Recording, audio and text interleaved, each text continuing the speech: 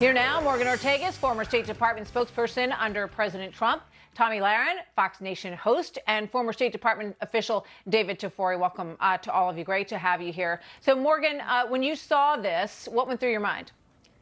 Well, listen, the goals that the Biden administration is laying out are saying that we don't want to shrink away from our human rights record, from racism, from other things that we're trying to fix as a society. Okay, I agree with that. That's why we have freedom of the press. That's why we have debates. That's why we have one of the most open and tolerant societies where we have these debates. The question is, should the United Nations Human Rights Council that has China, Russia, Venezuela, Pakistan, Cuba on the council, should they be the ones to judge our country? I'm going to give you an emphatic no on that. And I quite frankly don't think that there should be any resolution or any judgment of the United States until someone within the United Nations does some sort of judgment on why the United Nations is so anti-Semitic, so racist towards Jews in the state of Israel since 2015. I think it's 112 condemning resolutions against the state of Israel, 0 on the genocide against Muslims in Xinjiang in China. It's stupid, but it actually, why isn't he convening the United Nations Security Council to talk about the fact that this Sunday and throughout the week, a regime 90 miles from our shores has been killing people because they went out demanding liberty? That's what they should be looking at. So if you're going to invite the UN to come into the U.S. to tell us how racist we are, you should at least also ask them to look into the horrifying situation that's unfolding in Cuba.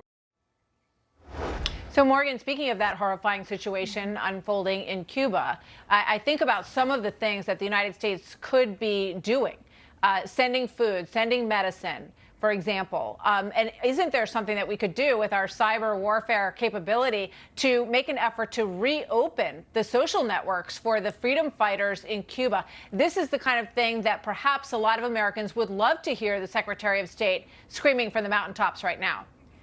Yeah, and Senator Rubio has talked about how we should open up the internet for people in Cuba. I mean, that's one of the things that we saw around the world. We saw this happen in Iran, where the first thing that these regimes do is cut off internet, cut off access for people to communicate with each other. And that's why it's important to do everything that we have within our cyber capabilities to help these people. We're talking about the largest protests since the 1950s, and you're seeing played out before our very eyes communism and what this sort of socialist dictatorship does to innocent people who have just been living with this for decades. So I agree with you. It's important for us to speak out about this. It's important for us to support them.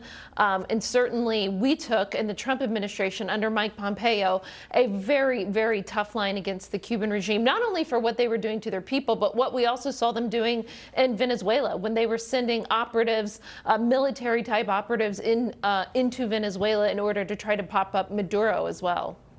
Yeah, doing the things that we're talking about doesn't take away any agency from the Cuban people in any way. I would also suggest that Twitter and Facebook look into how they can reopen those channels for social media in Cuba for these people. They could manage, they could really benefit from some good PR at this point in the United States, and that might go a long way. Before I let you guys go, I want to mention that Tommy is going to be speaking this weekend at the Turning Point USA Student Action Summit on Sunday, and that's going to be streaming on Live Nation, and we're all looking forward to that. We'll see you there, Tommy. Thank you very much, you guys. Great to see you all today.